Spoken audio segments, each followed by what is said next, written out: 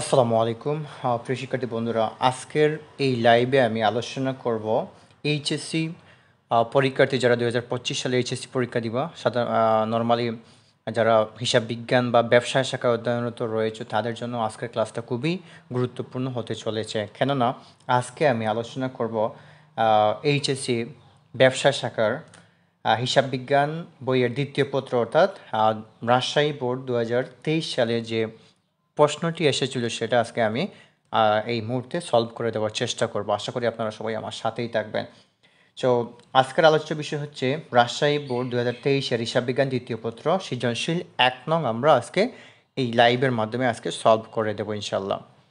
So প্রথমে আমি আপনাদের কাছে রিকোয়েস্ট করব, আপনারা একটু কমেন্ট করে জানাবেন আমার কথাগুলো স্পষ্ট শোনা যাচ্ছে কিনা বা বোঝা যাচ্ছে কিনা। সো চলুন, আশা করি আমার কথাগুলো শোনা যাবে আর আমরা আমাদের মেইন ক্লাসে চলে যাই। সো আমরা অবশ্যই যখনই প্রশ্ন পাবো পরীক্ষার হলে বা পরীক্ষার আগে যখন আমরা বাসায় অনুশীলন করব, প্রথমে যে কাজটা আমাদের করতে হবে সেটা হচ্ছে আমাদের প্রশ্নটা ভালো করে বোঝা। কেননা প্রশ্ন যদি আমরা ভালো করে না বুঝি তাহলে উত্তর করতে গিয়ে আমাদের সময়ও যাবে, ভুলও হবে। আর পরীক্ষার হলে যদি একবার ভুল হয় তাহলে সেটা আবার পুনরায় করতে গিয়ে দেখা যাবে আপনি অনেক পিছনে পড়ে যাবেন। সুতরাং পরীক্ষার আগে ভালো করে প্রিপারেশন নিয়ে আমাদের এক্সামে যাওয়া উচিত। সো আমরা প্রশ্নটা ভালো করে বুঝবো অ্যান্ড দেন আমরা কন্টিনিউ করবো, এটা আজকে সলভ করবো ইনশাল্লাহ। সো আমরা দেখতে পাচ্ছি যে নদী লিমিটেড প্রতি শেয়ার 10 টাকা মূল্যের 10,000 শেয়ারে বিভক্ত।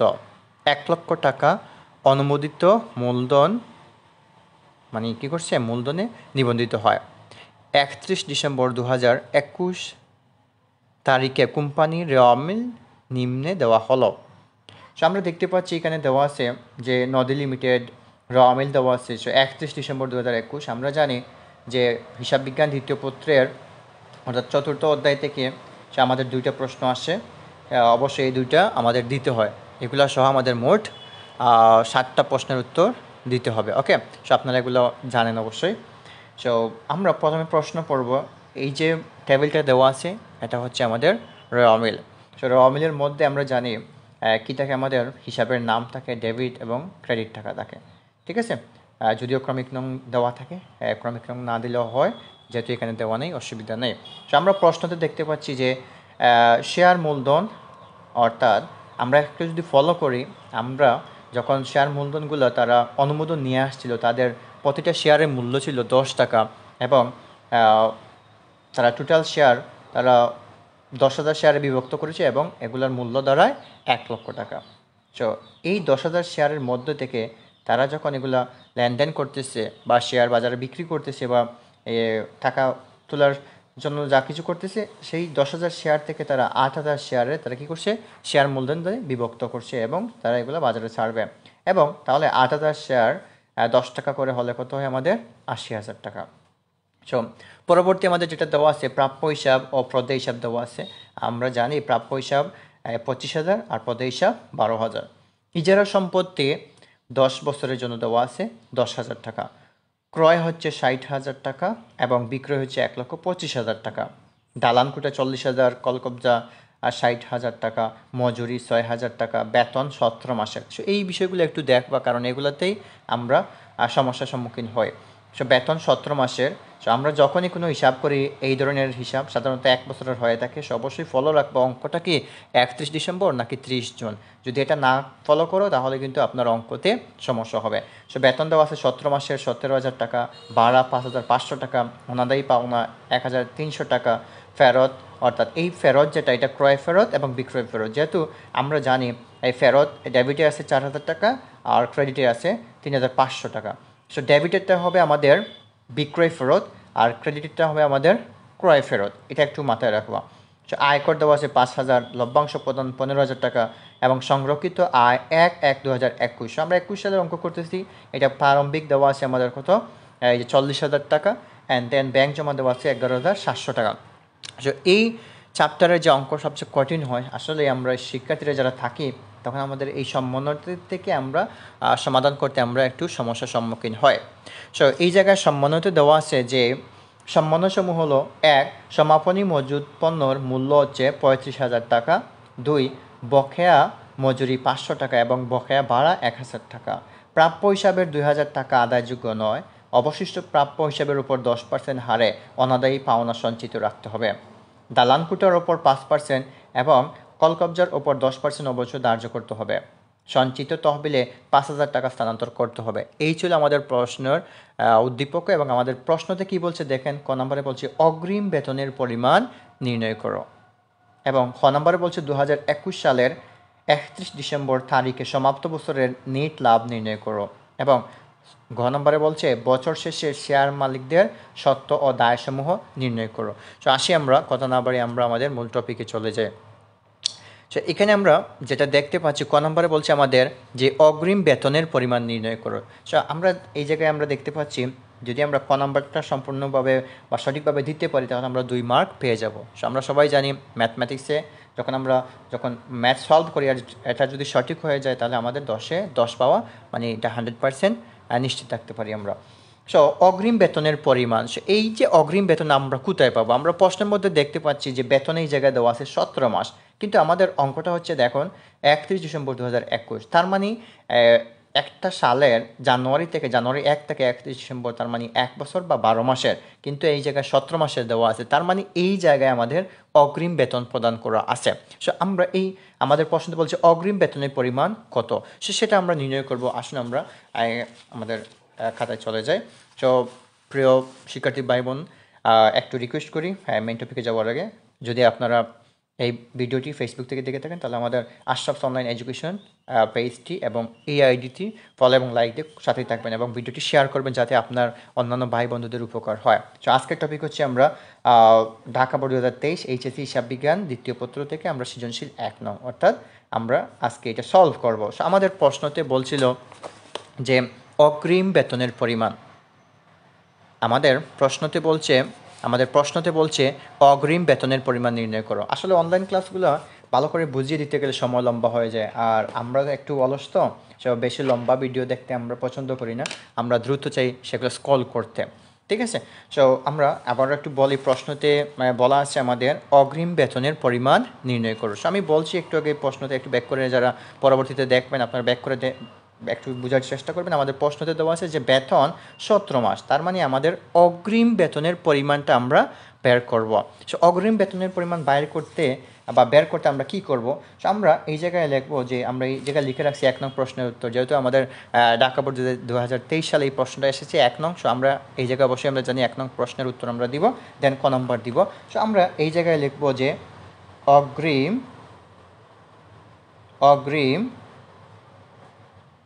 বেতনের পরিমাণ। ওকে, সো অগ্রিম বেতনের পরিমাণ, এই জায়গায় আমরা প্রশ্নটা ভালো করে বোঝার চেষ্টা করব যে আমাদের টোটাল দেওয়া আছে 17 মাসের, আমাদের বুঝতে হবে অগ্রিম কত মাসের দেওয়া আছে। তাহলে আমরা একটু আগে বলছি যে 1 বছর সমান 12 মাস, তার মানে 12 মাসের অতিরিক্ত যেগুলো দেওয়া হয়েছে সেগুলো হচ্ছে আমাদের অগ্রিম। তাহলে আমরা যদি চিন্তা করি ডিসেম্বর পরে, অর্থাৎ ডিসেম্বর বা আমরা যদি 12 হিসাব করি, তাহলে 12 পরে আমরা বলতে পারি 13, 14, 15, 16, 17, তার মানে 5 মাসের আমরা অগ্রিম বেতন দিয়েছি।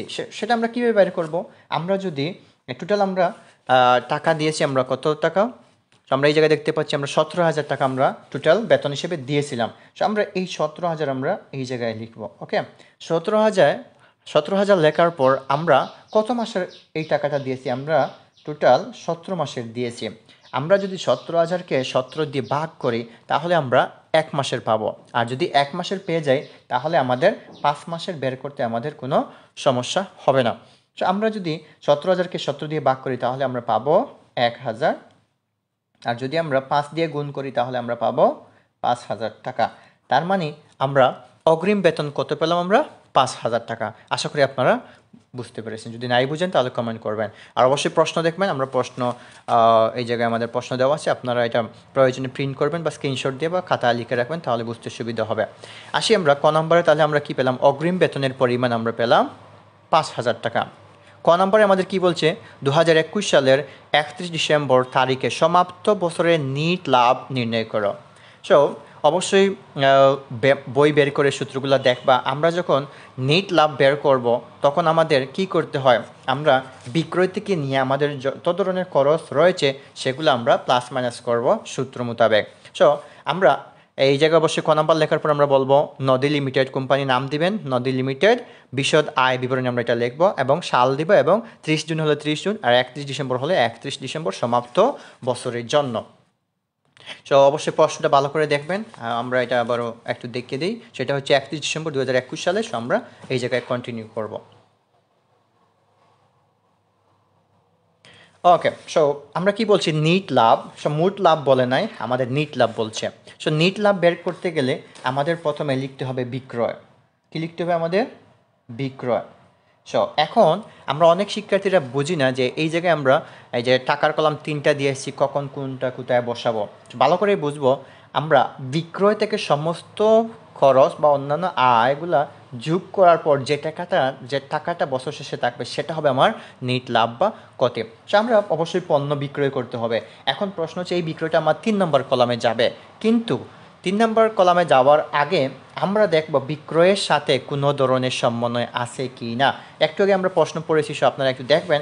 আমরা এই জায়গায় বলছিলাম যে বিক্রয় আমাদের দেওয়া আছে কত, 1,25,000 টাকা, 1,25,000 টাকা। তার মধ্যে আমাদের ছিল ফেরত, অর্থাৎ আমরা বলছিলাম বিক্রয় ফেরত কত, 4,000 টাকা। বিক্রয় ফেরত কত, 4,000। তার মানে সমন্বয় রয়েছে, তার মানে আমরা এটা 3 নম্বর কলামে আমরা লিখতে পারবো না। আমরা এটা মধ্যম কলামে বা এই যে মাঝের কলামে আমরা লিখবো। তাহলে আমাদের বিক্রয় হচ্ছে আমাদের 1,25,000 টাকা। সো এই জায়গায় সূত্রগুলো একটু ফলো করবা। আমি একটু বলে দেই, বিক্রয় থেকে আমরা কি কি মাইনাস করবো। বিক্রয় থেকে আমরা সাধারণত বিক্রয় ফেরত মাইনাস করবো, বিক্রয় বারটা যদি অঙ্কের মধ্যে থাকে তাহলে আমরা মাইনাস করব। দেন আমরা যোগ করবো অলিখিত বিক্রয় যদি এমন কিছু থাকে, এবং মুনাফাবিহীন যদি বিক্রয় থাকে সেটাও কিন্তু মাইনাস হবে। সো আমরা এই প্রশ্নের মধ্যে দেখছিলাম যে বিক্রয় ফেরত আমাদের 4,000 টাকা। সো আমরা এই 4,000 টাকা মাইনাস করব। সো আমরা যদি 1,25,000 টাকা থেকে যদি আমরা 4,000 বিয়োগ করি তাহলে আমাদের টাকার পরিমাণ কত হয়, 1,21,000। এটা আমরা নিট বিক্রয় করলাম। এটা আমরা কি করলাম, নিট বিক্রয় করলাম। এখন এই নিট বিক্রয় থেকে আমরা প্রথমে কি করব, বিক্রিত পণ্যের ব্যয়, অর্থাৎ আমরা লিখব বিক্রিত পণ্যর ব্যয় বা ব্যয়সমূহ। তাহলে আমরা এই জায়গায় আমরা নেট বিক্রয় থেকে আমরা বাদ দিব যে বিক্রিত পণ্যর ব্যয়সমূহ। এখন এই বিক্রিত পণ্যর ব্যয় কোনগুলো, অর্থাৎ পণ্য বিক্রয় করার সময়, অর্থাৎ পণ্যটা বাজারে বিক্রয় করার সময় সরাসরি যে খরচগুলো হয়েছিল সেটা আসলে বিক্রিত পণ্যর ব্যয় হিসেবে ধরে নেওয়া হয়। সো এই জায়গায় বিক্রিত পণ্যর ব্যয়ের সূত্র হচ্ছে, যদি আমাদের প্রারম্ভিক মজুদ পণ্য থাকে তাহলে আমরা এটা লিখব প্রথমে, কিন্তু আমাদের এই অঙ্কের মধ্যে প্রারম্ভিক মজুদ পণ্য বলে কোনো কিছু নেই। যদি আমাদের প্রারম্ভিক মজুদ পণ্য থাকতো তাহলে আমরা প্রথমে প্রারম্ভিক মজুদ পণ্য লিখতাম আমরা বিক্রিত পণ্যের ব্যয়ের মধ্যে। যেহেতু প্রারম্ভিক মজুদ পণ্য নেই সেহেতু আমাদের সূত্র মোতাবেক যদি আমরা বলি, প্রথমে আমরা ক্রয় লিখব। আমরা ক্রয় লিখব। এক মিনিট।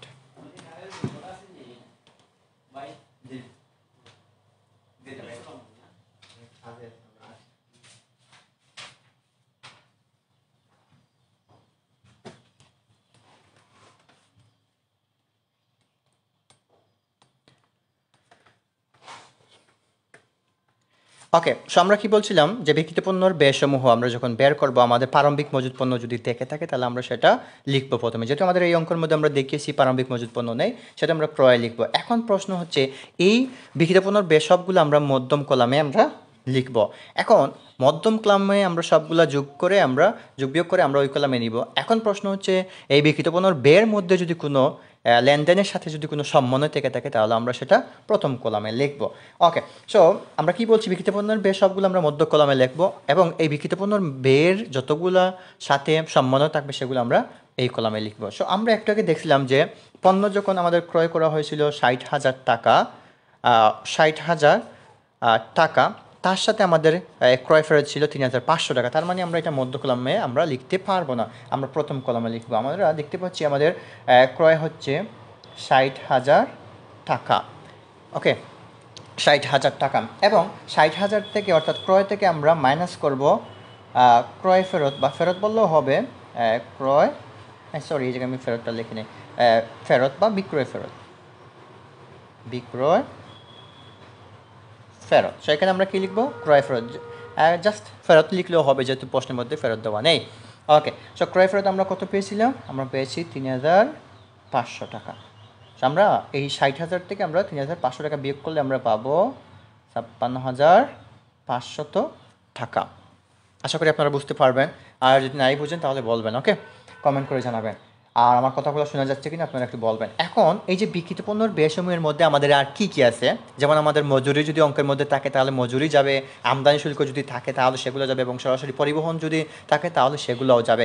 এই অঙ্কের মধ্যে আমরা একটু ফলো করবো আমাদের আর কিছু আছে কিনা।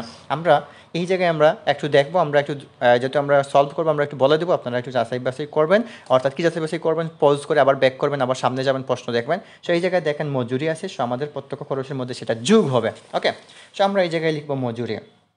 সো আমি একটু আগে বলছি, যদি আমাদের এই বিক্রিত পণ্যের ব্যয়ের কোনগুলোর সাথে যদি সম্বন্ধ থাকে তাহলে প্রথম কলামে বসবে অথবা আমরা মধ্যম কলামে লিখব। সো আমরা একটু আগে প্রশ্ন যখন দেখেন আমরা পড়ছিলাম, আমরা এই জায়গায় পেয়েছিলাম, দেখেন বকেয়া মজুরি আছে কত? বকেয়া মজুরি আছে 500 টাকা। তার মানে এটা আমরা মধ্য কলামে আমরা প্রথমে লিখতে পারবো না। সো মজুরি আমাদের অঙ্কের মধ্যে দেওয়া আছে কত? 6,000 টাকা। সো আপনারা একটু ব্যাক করবেন, আসলে সবগুলো ভালো করে দেখিয়ে যেতে গেলে অনেক লম্বা হয়ে যাবে, আর সেগুলো আপনারা দেখবেন না। আর আপনারা যদি না দেখেন তাহলে এই কষ্ট করে ভিডিও করে কোনো লাভ হবে না। ওকে, 6,000 টাকা। আপনারা প্রশ্নটা দেখবেন বা খাতায় লিখবেন তাহলে সুবিধা হবে। সো বারবার আমার এগুলো দেখানো লাগবে না, আমার সময়টা বেঁচে যাবে। ওকে, সো আমরা এই যে মজুরি, আমরা মনে রাখবো বকেয়া যদি কোনো কিছু থাকে তাহলে আমরা যোগ করব, আর অগ্রিম যদি কোনো কিছু থাকে তাহলে আমরা বিয়োগ করব। সো আমরা বকেয়া মজুরি আমরা কত পেয়েছিলাম? আমরা এই জায়গায় লিখবো বকেয়া, আমার লেখাগুলো সুন্দর না, হাসার কিছু নেই। বকেয়া মজুরি আমাদের বইয়ের মধ্যে কত আছে? 500 টাকা। আমরা এটা যোগ করব। সো এটা যোগ করে আমরা এই কলামে নিয়ে নেব। তাহলে আমরা 6,000-এর সাথে আমরা যদি 500 যোগ করি তাহলে আমাদের হবে 6,500 টাকা। ওকে, এখন বিষয় হচ্ছে আমাদের আর কোনো কিছু আছে কিনা আমরা দেখব। ওকে, সো যেমন আমরা মজুরি বলছি, আমদানি শুল্ক, পরিবহন, এগুলো যদি থাকে তাহলে আমরা বিক্রিত পণ্য ব্যয়ের মধ্যে নিব। যদি নাই থাকে তাহলে আমরা এগুলো যোগ করব। আমি দেখতেছি যে আমাদের আর প্রত্যক্ষ খরচের মধ্যে কিছু, অর্থাৎ বিক্রিত পণ্য ব্যয়ের মধ্যে কিছু নেই, আমরা এগুলো যোগ করব। ওকে, সো এই দুইটা আমরা যদি যোগ করি, 56,500 এবং 6,500 যোগ করলে আমাদের হয় 63,000। আমাদের কত হয়? 63,000। কত হয়? 63,000। মনে রাখবা বিক্রিত পণ্যের ব্যয়সমূহ থেকে আমাদের এইগুলো যোগ করার পর আমরা মাইনাস করবো যদি আমাদের প্রশ্নের মধ্যে সমাপনী মজুদ পণ্য থাকে। আমরা একটু আগে দেখছিলাম আমাদের অঙ্কের মধ্যে সমাপনী মজুদ পণ্য রয়েছে। সমাপনী মজুদ পণ্যর মূল্য 35,000। তার মানে এটা আমরা বিয়োগ করব। মনে রাখবা এই সমাপনী মজুদ পণ্য কিন্তু আমাদের চলতি সম্পদ। সমাপনী মজুদ পণ্য আমরা কত পেয়েছি? 35,000। আমরা এটা যোগ করব 35,000। এই আমরা এই যে 35,000 বিয়োগ করব, ঠিক আছে? আমরা সমাপনী মজুদ পণ্যটা আমরা কী করব? এই আমরা বিক্রিত পণ্যর ব্যয় থেকে আমরা সমাপনীটা আমরা কী করব? বিয়োগ করব। তাহলে 63,000 থেকে আমরা যদি 35,000 বিয়োগ করি তাহলে আমরা কত পাবো? 28,000 টাকা পাবো। আমরা কত পাবো? 28,000। এখন প্রশ্ন হচ্ছে এই যে 28,000 টাকাটা হচ্ছে আমাদের টোটাল বিক্রিত পণ্যর ব্যয়। এখন এই 28,000 টাকা আমরা কী করবো? একটু আগে আমরা লিখে আসছিলাম যে বিক্রয় থেকে আমাদের বিক্রিত পণ্যর ব্যয়সমূহ মাইনাস করতে হবে। তার মানে আমরা এই জায়গায় বিয়োগ করব, ঠিক আছে? সো যেহেতু আমরা এই ব্যাকেট দেওয়ার প্রয়োজন নেই, যেহেতু আমরা এই জায়গায় মাইনাস লিখে আসছি, তো আমরা 1,21,000 থেকে যদি আমরা 28,000 টাকা বিয়োগ করি তাহলে আমরা পাবো 93,000 টাকা। ওকে, সো এটা হচ্ছে আমাদের এই টাকাটা আমরা বলতে পারি মোট লাভ। এটাকে আমরা কি বলতে পারি? মোট লাভ বা মুনাফা। আমাদের প্রশ্নতে বলছে নিট মুনাফা বা নিট লাভ। সো মোট মুনাফা এবং নিট মুনাফার সাথে পার্থক্য আছে। সো এটা হচ্ছে আমরা বিক্রয় থেকে বিক্রিত পণ্যের ব্যয় বাদ দিলে আমরা টাকাটা পাবো মোট মুনাফা বা মোট লাভ। খেয়াল রাখবে, এটা কিন্তু আবার ক নম্বরে বলতে পারে, খ নম্বরে বলতে পারে। সো এই যে মোট মুনাফা আর নিট মুনাফা এক না। আমরা জাস্ট কিছু খরচ আমরা কী করছি? মাইনাস করছি, কিন্তু আমাদের আরও একটা প্রতিষ্ঠানে অন্যান্য খরচগুলো থাকে, সেগুলো আমরা যোগ বিয়োগ করবো। অন্যান্য যোগ থাকতে পারে, বিয়োগ থাকতে পারে, আয় থাকতে পারে, ঠিক আছে? সেগুলো আমরা একটু দেখবো। এখন মোট মুনাফা বের করার পর আমাদের সূত্র মোতাবেক আমরা লিখব বাদ, মাইনাস দিলেও হবে, বাদ পরিচালন মুনাফা। আমাদের কি করতে হয়? মাইনাস করতে হয়। পরিচালন ব্যয়, সরি মুনাফা অনেক সময় ভুল হয়ে যাচ্ছে। ওকে, পরিচালন ব্যয়সমূহ আমরা মাইনাস করব, ব্যয় সমূহ। ওকে, সো আমরা কি বলছি? মোট মুনাফা থেকে আমাদের পরিচালন ব্যয়সমূহ আমাদের কি করতে হবে? মাইনাস করতে হবে।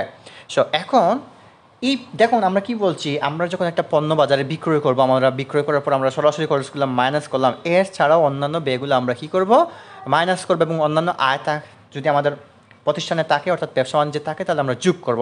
পরিচালন ব্যয়ের মধ্যে আমাদের অনেকগুলো আছে, যেমন বেতন, ভাড়া, কমিশন প্রদান ইত্যাদি ইত্যাদিগুলো, অবচয় সমূহ আমরা এগুলা বিয়োগ করব। আমরা অঙ্কের মধ্যে একটু দেখছিলাম যে যখন পড়ছিলাম, বেতন আছে, বেতন কিন্তু আমাদের কি খরচ, পরিচালন ব্যয়, কিন্তু অগ্রিমটা আমরা মাইনাস করব, ঠিক আছে। আর বকেয়া যদি থাকে আমরা সেটা যোগ করব। ওকে, দেন ভাড়া আছে, অনাদায়ী পাওনা আছে, দেন আমরা বাকিগুলো আমরা দেখবো। আয়কর কিন্তু আমাদের পরিচালন ব্যয় না। ওকে, সো আমরা কন্টিনিউ করি, আপনারা প্রশ্নটা দেখবেন, আমি একটু বলবো, আপনারা শোনার চেষ্টা করবেন। সো পরিচালন ব্যয়ের মধ্যে আমরা প্রথমে পাবো বেতন। কী পাবো আমরা? বেতন। কী পাবো আমরা?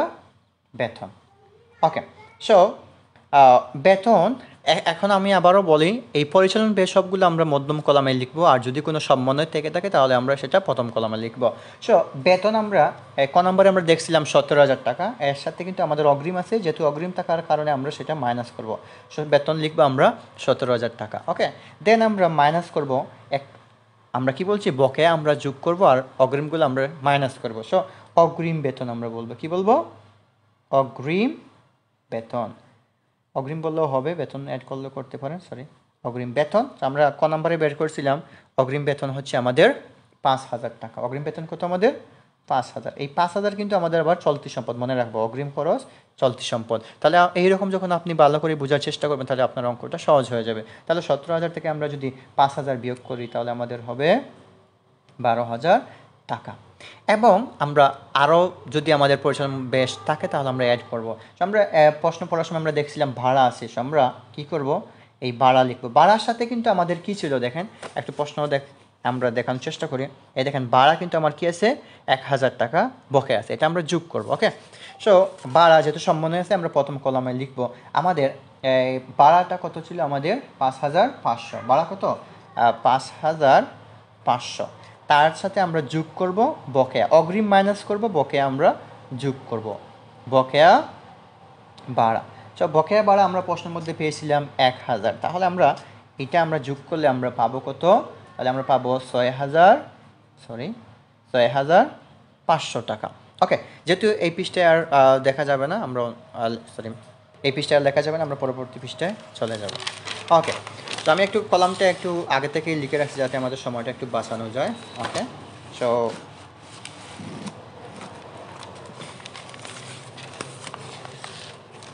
এই জায়গায় লেখার চেষ্টা করব।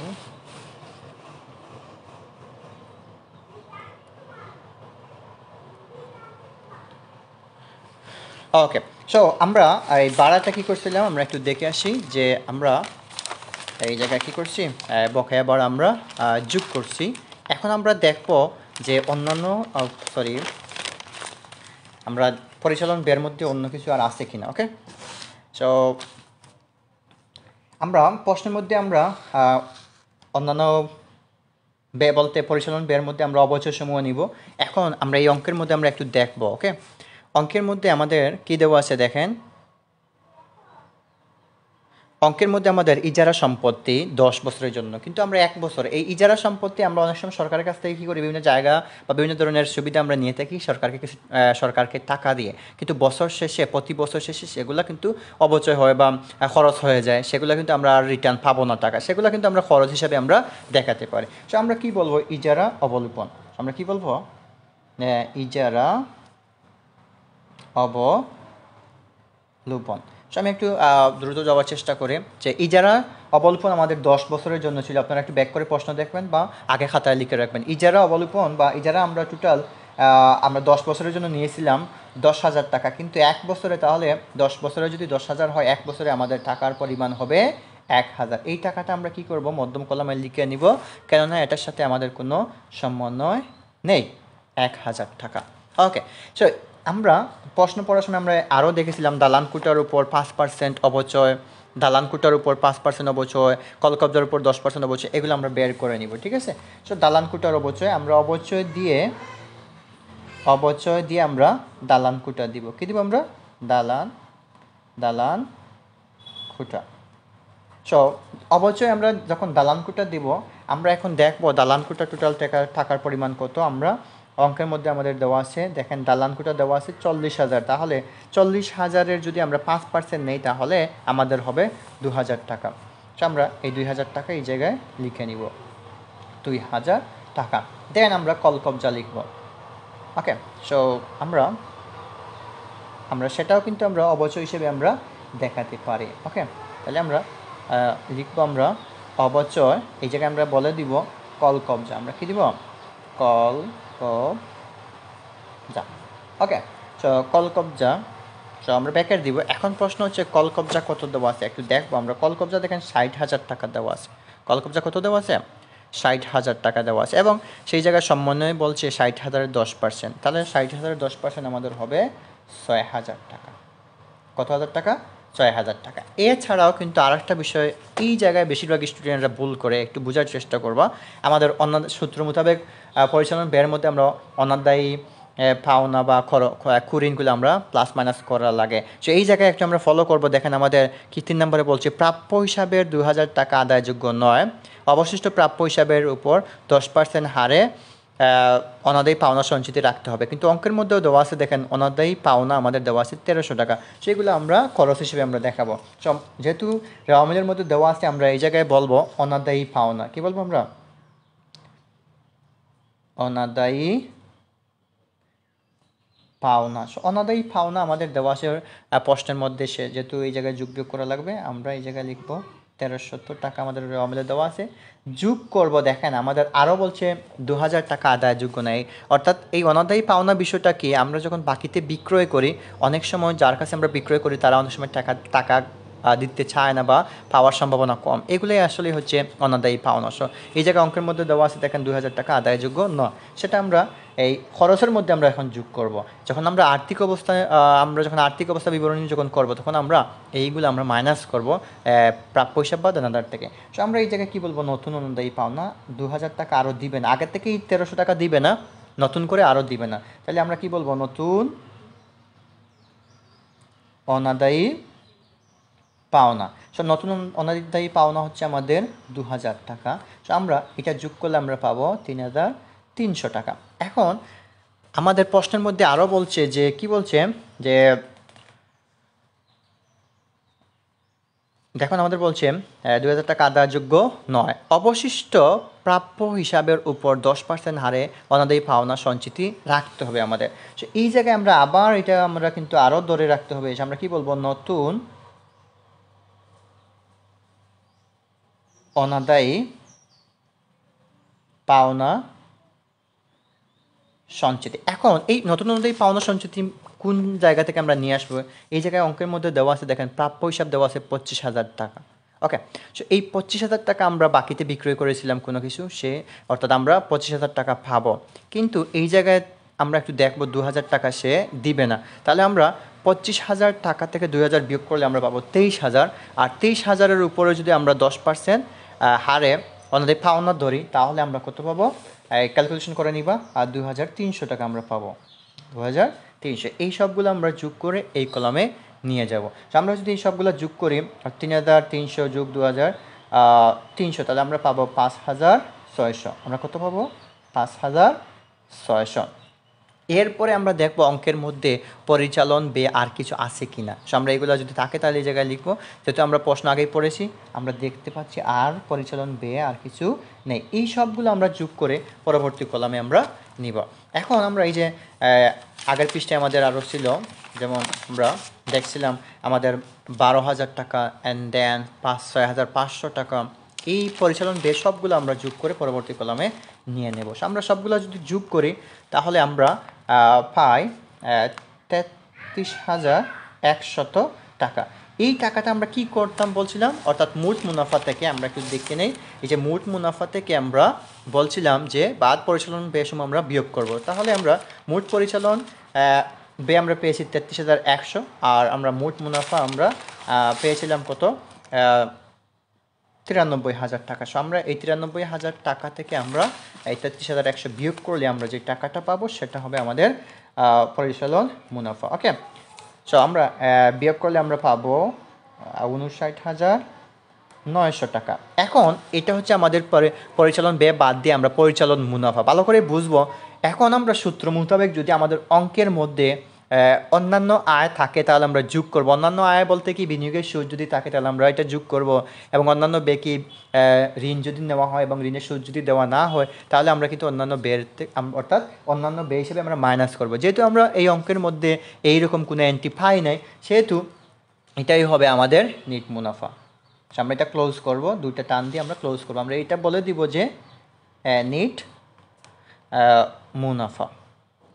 তো এই হচ্ছে আমাদের খ নম্বরের উত্তর। আশা করি আপনারা বুঝতে পারছেন। যদি না বুঝেন তাহলে আবার পিছনে যাবেন এবং আবার শুনবেন, আর যদি তারপরেও যদি না বুঝেন তাহলে কমেন্ট করবেন। আর একটা বিষয় হলো, যারা আমাদের অফলাইনে অর্থাৎ আশরাফ এডুকেশন বড়লেখায় যারা অ্যাডমিশন নিতে যাচ্ছেন তারা যোগাযোগ করবেন হোয়াটসঅ্যাপ নাম্বারে। হোয়াটসঅ্যাপ নাম্বার হচ্ছে 0189146259 ওকে। আর যারা অনলাইনে ক্লাস করতে চাচ্ছেন সেটাতেও আপনারা নক করে ভর্তি হতে পারেন বা তথ্য জানতে পারেন। সো যাই হোক, আমরা গ নাম্বারে চলে যাব। অলরেডি অনেক সময় হয়ে যাচ্ছে, আমরা শর্ট করার চেষ্টা করব, একটু দ্রুত বলার চেষ্টা করব। ওকে, সো গ নম্বরে কী বলছে, বছর শেষে শেয়ার মালিকদের সত্ত্ব ও দায়সমূহ নির্ণয় করো, অর্থাৎ আর্থিক অবস্থা বিবরণী আমরা তৈরি করব, এটা আমাদের বলছে। কিন্তু আমাদের সম্পূর্ণ অংশ বলে নেই। অর্থাৎ আমরা আর্থিক অবস্থা বলতে কী বুঝি, আমরা আর্থিক অবস্থা বলতে আমরা বুঝি যে এ ইকুয়াল এল প্লাস ই কে আমরা প্রমাণ করা। অর্থাৎ এ মানে আমরা জানি সম্পদ, এল মানে দায় এবং ই মানে মালিকানা সত্ত্ব, অর্থাৎ বাম পক্ষ সমান সমান ডান পক্ষ টাকার হিসাবে আমরা সমান সমান নির্ণয় করা হয়েছে কিনা আমরা সেটা বের করার জন্য বলছি। যেহেতু আমরা আমাদের বলছে এই অঙ্কতে দায় এবং মালিকানা সত্ত্ব, সেহেতু আমরা দেখুন কি বলছি, আমরা গ নম্বর বলবো নদী লিমিটেডের আর্থিক অবস্থা বিবরণী। যেহেতু সম্পূর্ণ করা হচ্ছে না সেহেতু আমরা বলছি আংশিক, এবং অবশ্যই সাল দিয়ে আমরা উক্ত বছরের শেষ তারিখ আমরা লিখবো, বিবরণ টাকা দিব আমরা। ওকে, আপনারা চাইলে দুইটা টাকার কলাম দিয়েও করতে পারেন, তিনটা দিয়েও করতে পারেন, বেশিরভাগ তিনটা দিয়ে করা হয় সেহেতু আমরা তিনটা দিয়ে করলাম। সো এই জায়গায় আমরা প্রথমে লিখব যে অঙ্কের মধ্যে দেখুন, আমরা সূত্র মোতাবেক আমরা এই অঙ্কের মধ্যে দেওয়া আছে অনুমোদন নিয়ে আসছিল তারা 10,000 শেয়ার 1 লক্ষ টাকা, আমরা এটা প্রথমেই লিখবো। ওকে, সো আমরা প্রথমে আমরা লিখব অনুমোদিত মূলধন। আমরা কি লিখব, ওকে রসৌকার হবে, সরি, অনুমোদিত মূলধন।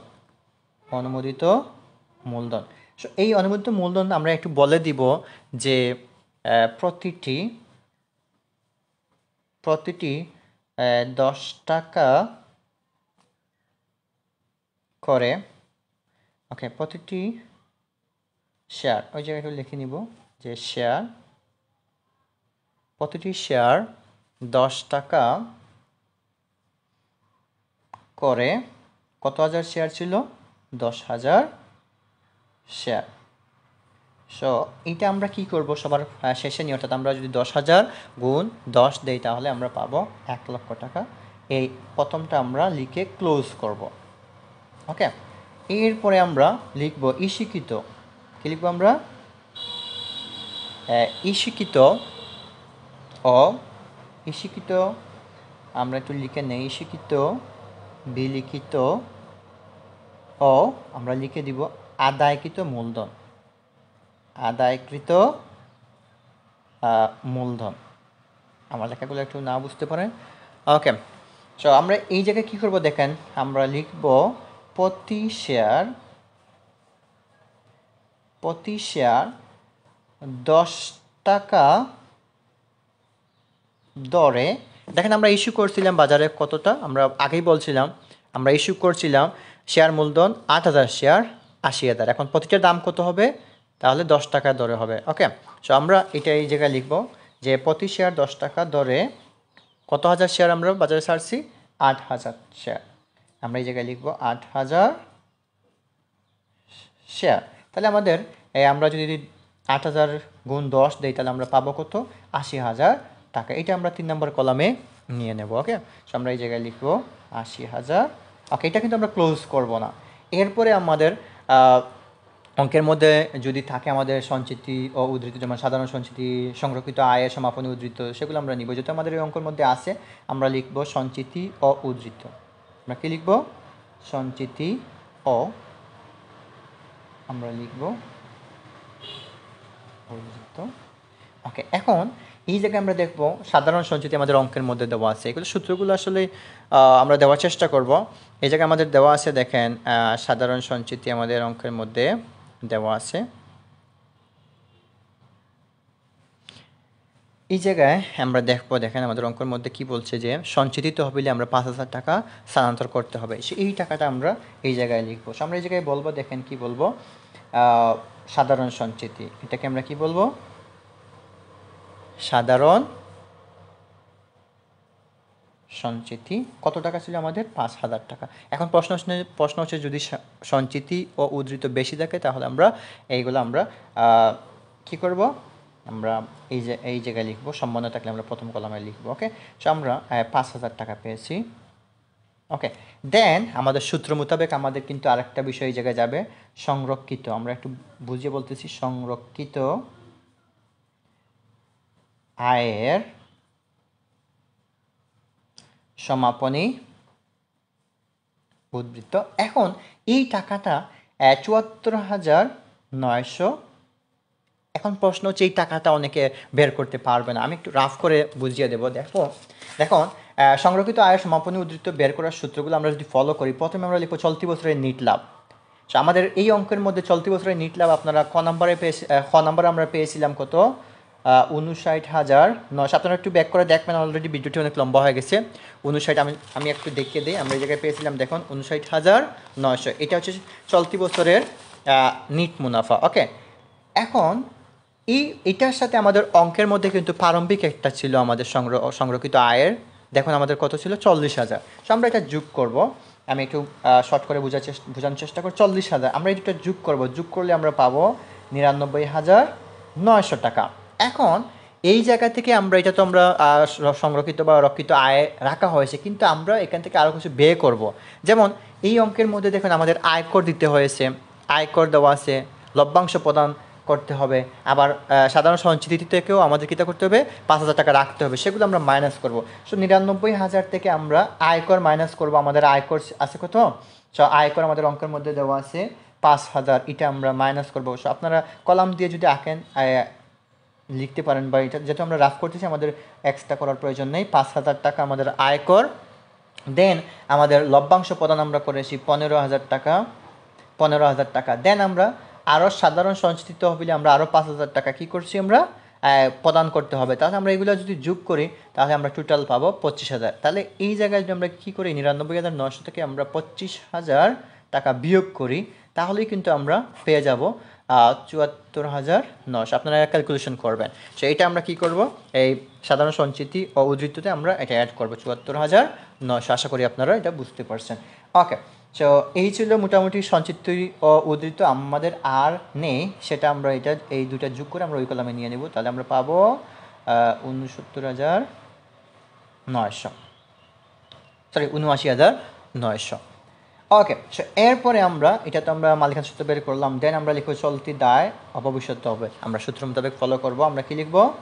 যে চলতি দায় ও ভবিষ্যৎ ব্যবস্থা। ওকে, আমাদের যেহেতু বলছে কি করব, আমরা বের করব সত্য ও দায় সমূহ। ওকে, আমরা এই জায়গায় লিখলাম চলতি দায় ও ভবিষ্যৎ ব্যবস্থা। আপনারা চাইলে এগুলো আন্ডারলাইন করে একটু মডিফাই করতে পারেন। সো এই জায়গায় আন্ডারলাইন করলেও করতে পারেন, অসুবিধা নেই। ওকে, না করলেও অসুবিধা নেই। আমরা এই চলতি দায় আমরা জানি পদে হিসাব আমাদের সূত্র মোতাবেক আছে। পদে হিসাব অঙ্কের মধ্যে কিন্তু পদে হিসাব আছে, আপনারা একটু দেখবেন।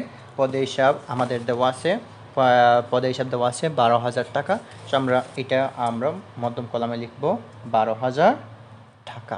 ওকে, দেন আমাদের বকেয়া বাড়া, অর্থাৎ বকেয়া যত খরচ আছে সবগুলো চলতি দায়, আর অগ্রিম খরচগুলো হচ্ছে আমাদের চলতি সম্পদ। সো আমরা একটু আগে বের করেছিলাম যে বকেয়া বাড়া আমাদের 1,000 ছিল, আমরা এটা লিখব বকেয়া ভাড়া আমরা বের করছিলাম 1,000। সো আমরা এটা এই জায়গায় লিখব 1,000। অ্যান্ড দেন আমরা বকেয়া মজুরিও আমাদের ছিল, এটা আমাদের চলতি দায়। বকেয়া মজুরি আমরা বের করছিলাম 500 টাকা। ওকে, সেইগুলো যোগ বিয়োগ করলে আমাদের অঙ্ক মোটামুটি শেষ হয়ে যাবে। আমি একটু কলামটা বের করে নিচের দিকে নিয়ে আসি। এখন আমরা কি করব? এই সবগুলো যোগ করে আমরা ওই কলামে নিব। আমরা যদি এগুলো যোগ করি তাহলে আমরা পাবো 13,500 টাকা। এখন কি করব? আমরা এই যে 3 নম্বর কলামে যতগুলো থাকবে, অর্থাৎ আমরা 80,000, দেন 79,900, 13,500 সবগুলো যদি আমরা যোগ করি, দেখবো আমাদের কত টাকা হয়। যেহেতু আমাদের সম্পদের কথা বের করা কথা বলে নাই, সেহেতু আমরা বাম পক্ষ সমান সমান ডান পক্ষ আমরা নির্ণয় করতে পারতেছি না। আমরা জাস্ট এই অঙ্ক সমাধান করে দিতেছি, অর্থাৎ শেয়ার হোল্ডারদের বা শেয়ার মালিকদের সত্ত্ব দায় সমূহ। আমরা এই সবগুলো যদি আমরা যোগ করি তাহলে আমরা টোটাল টাকা পাবো 1,73,400। এই টাকাটা আমরা লিখে ক্লোজ করে দেব। এটা হচ্ছে আমাদের যে মোট দায় ও মালিকানা সত্ত্ব। সো এই হচ্ছে মোটামুটি এইচএসসি ব্যবসা শাখার রাজশাহী বোর্ড 2023-এর 1 নং সৃজনশীলের সমাধান। সব শিক্ষার্থী বন্ধুরা যদি উপকার মনে করেন আর ভালো লাগে তাহলে ভিডিওটি শেয়ার করবেন। আমাদের পেজ এবং YouTube channel Ashraf's online education YouTube channel এবং ফেসবুক পেজ ফলো এবং সাবস্ক্রাইব করে আমাদের সাথে থাকবেন। কেননা কষ্ট করে যখন ভিডিও দেই, হয়তো 100% দিতে পারি নাই, কিন্তু 10%ও যদি দেওয়া যায় বা আপনারা নিতে পারেন, সেই জায়গা থেকে রিকোয়েস্ট করব লাইক কমেন্ট শেয়ার করবেন। আর সবাই ভালো থাকবেন, সুস্থ থাকবেন। আল্লাহ হাফিজ, আসসালামু আলাইকুম। দেখা হবে পরবর্তী কোনো ভিডিওতে।